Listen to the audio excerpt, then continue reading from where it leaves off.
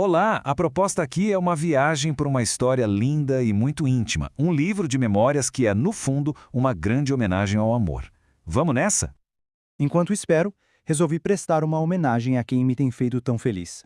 Olha só, com essas palavras, escritas lá em 1964, Arthur Bernardes de Oliveira já dá o tom de toda a narrativa. Isso aqui já é uma declaração de amor, né? É o ponto de partida para tudo o que vem depois.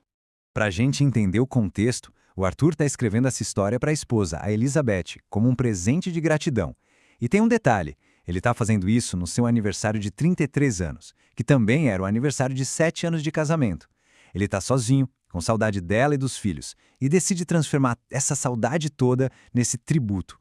Ok, mas para a gente entender de onde vem essa gratidão toda, a gente precisa voltar um pouco no tempo. Vamos dar uma olhada na vida do Arthur antes de ele conhecer Elizabeth. Foi um período, assim, bem marcado por instabilidade, por uma busca constante por um sentido para a vida. E essa comparação aqui, nossa, ela diz tudo. É a transformação no centro da história. O foco do Arthur muda da água para o vinho, de um cansado e insatisfeito com a própria vida para um propósito totalmente novo e dedicado a outra pessoa. É uma virada de chave fundamental, né? Esses anos, ele mesmo descreve como um vai-vem incessante. Sabe aquela sensação de estar à deriva? Pois é, ele tentou a sorte como jogador de futebol. Primeiro no Rio, depois em São Paulo. Mas sabe como é? Os planos não deram muito certo. Ele acabou voltando para casa se sentindo bem perdido, sem rumo. E então, no meio dessa busca toda, acontece o momento crucial. Aquele instante em que Elizabeth entra na vida dele e, bom, muda completamente a direção da jornada. A história do segundo encontro deles é simplesmente fantástica. Pensa só na cena. Ele é convidado para fazer uma palestra e quem está lá presidindo a mesa? Justamente a Elizabeth. E ele conta que ficou mas tão hipnotizado por ela, especificamente pelo rabo de cavalo, que ele se perdeu completamente. O discurso que ele tinha preparado foi um desastre total.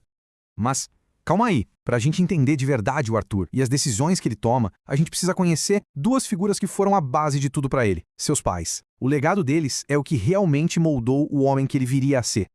Primeiro, a mãe dele, Anita. Ele dedica um capítulo inteiro a ela no livro e o título já diz tudo: Retrato de Santa. E essa conexão com a mãe era uma coisa muito forte, mesmo depois que ela faleceu. Ele imaginava, sabe? Ouvia as palavras dela orientando, sentindo aquele vínculo espiritual que ainda o guiava. E a Anita era, de fato, uma figura extraordinária. Uma médium dedicada, conhecida na cidade toda pela humildade e pelo tanto que ajudava os mais necessitados. Ela enfrentou perseguição religiosa ao lado do marido